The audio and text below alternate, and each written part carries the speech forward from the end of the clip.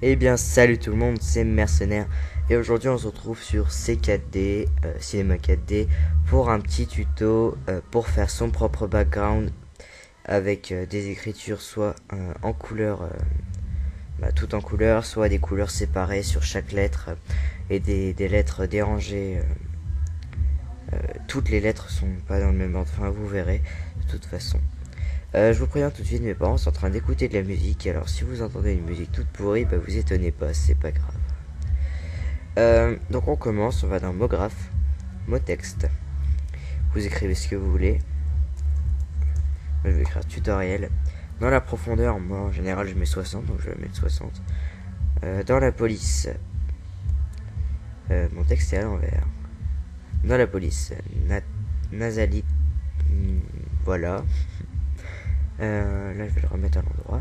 Donc les boutons qui sont en haut à droite, là, celui que je viens d'utiliser, donc servent à bouger le texte, donc pour mieux se repérer dans la 4D. Donc là vous avez votre texte, vous pouvez changer donc les couvercles. Je vais vous montrer ce que ça fait, couvercle et biseau. Moi je mets à 8. Voilà, ça donne quand même une police beaucoup plus sympa à regarder. Donc maintenant, les outils qui sont ici. Donc celui-là, il sert à bouger le texte comme ceci, et comme ceci, à l'aide des 3 flèches qui sont proposées. Ça sert à revenir en arrière si on n'a pas aimé les modifications qu'on a fait. Ça sert à changer la taille du texte. Voilà. Ça sert à faire des rotations. Voilà. Donc comme vous l'avez remarqué, le texte bouge entier. Et si vous voulez qu'il bouge que certaines lettres, vous cliquez sur le texte, vous le sélectionnez, vous appuyez sur C et vous faites les petits plus qui sont ici jusqu'à ce qu'il affiche toutes les lettres une par une. Ensuite, donc, vous pouvez sélectionner la lettre que vous voulez et la déplacer pour espacer les lettres si par exemple vous trouvez qu'elles sont trop proches. Donc c'est ce que je fais ici parce qu'à cause du réglage que j'ai fait avec les couvercles, les lettres se sont agrandies et du coup ça manque d'espace. Donc je les éloigne un minimum les unes des autres pour pouvoir mettre les couleurs.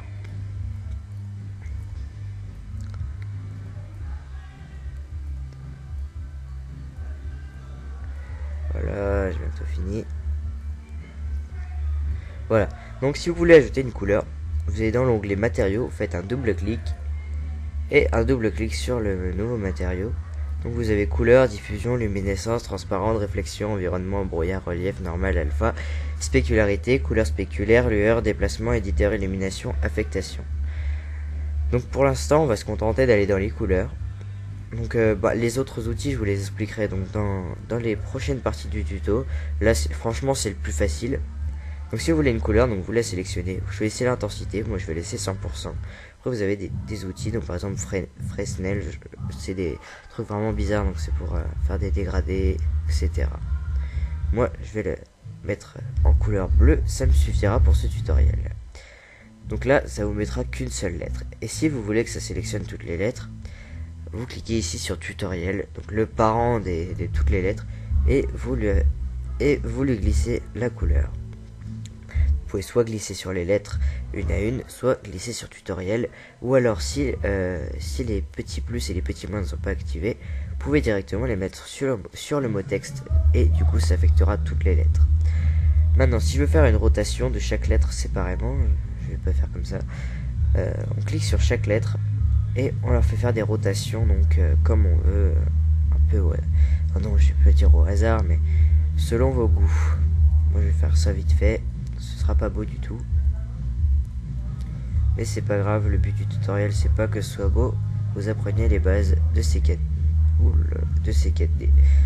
Donc voilà, là j'ai fait un truc complètement moche, et on se rend compte que si, donc ça c'est la touche de rendu, c'est pour le voir en rendu, on se rend compte qu'il y a de la perspective, donc c'est de la 3D.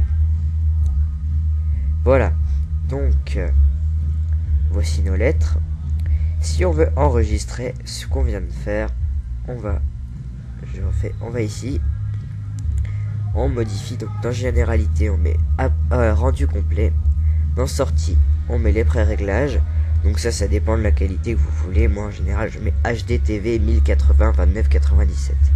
Ça vous fera un texte en 1920 x 1080 et de très bonne qualité. Dans enregistrer, vous choisissez votre répertoire. Tuto. Voilà. Vous choisissez donc le format. Vous pouvez mettre celui que vous voulez. PNG n'est pas obligatoire. Dans anti-aliasing, je vous conseille de mettre au mieux.